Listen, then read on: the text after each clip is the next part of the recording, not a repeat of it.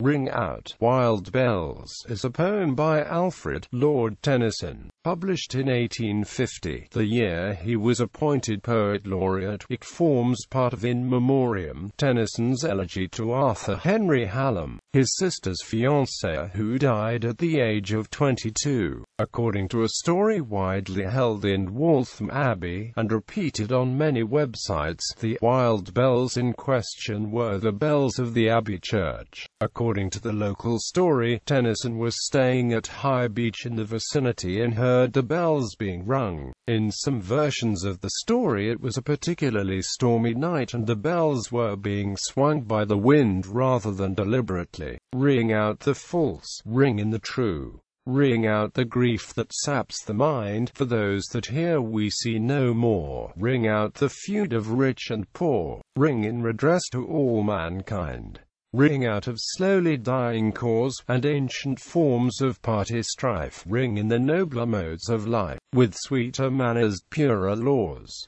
Ring out the want, the care, the sin, the faithless coldness of the times. Ring out thy mournful rhymes, but ring the fuller minstrel in allusions. The Gresham School chapel bell is inscribed with the last line of the poem, plus an attribution to the donor. Ring in the Christ that is to be, Donum Dedit Jre. Manchester Town Hall's hour bell, called Great Abel, after the town clerk, Abel Haywood, who oversaw the construction of the building, completed 1850, has the lines, ring out the false, ring in the true, cast upon its surface. Translations. A translation to Swedish by Edward Fredand called Nyårsklockan, the New Year's bell, is recited just before the stroke of midnight at the annual New Year's Eve festivities at Skansen in Stockholm, capital of Sweden. This tradition began in 1897 when the young Swedish actor Anders de Waal was asked to recite the poem. De Waal then performed the poem annually until his death in 1956.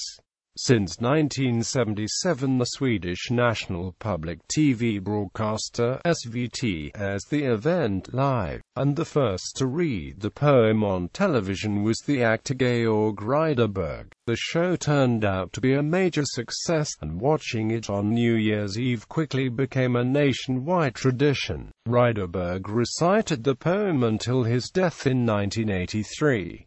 After that, many famous Swedish actors and/or singers have recited the poem. For example, Jarl Kull, Jan Malmsho and Margaretha Krook. It should be noted that the Swedish translation differs significantly from the English original. Musical settings. Charles Gounod's setting for voice and piano, published in 1880, uses verses 1, 2, 3, 5, 7, and 8. Percy Fletcher's 1914 SATB setting uses all but the fifth stanza of the poem, using the second stanza as a recurring refrain. The second, seventh and eighth stanza were set to music by Carl Jenkins in the finale of The Armed Man. The first, second and last stanza were set to music by Crawford Gates, and it is included in the Church of Jesus Christ of Latter-day Saints 1985 hymnal. The first, second, third, fifth and seventh stanzas are set to music by Jonathan Dove for the final movement of his Passing of the Year song cycle written for double choir.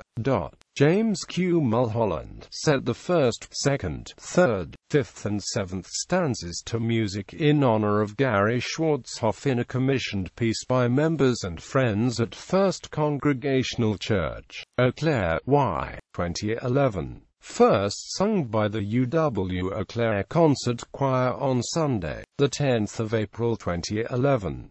Sung again by the Chancel Choir of First Congregational Church on Sunday, the 22nd of May 2011. Excerpts of the poem were also utilized by George Harrison in his song Ding Dong, Ding Dong. Harrison misattributed these passages to Sir Frank Crisp once they were all written and engraved on walls and other parts of Friar Park, the mansion bought by Harrison which once belonged to Sir Frank. The final song of Ballads for Christmas by Andrew Downes for high voices and harp. More recently, Jonathan Ward of Magdalen College School composed a setting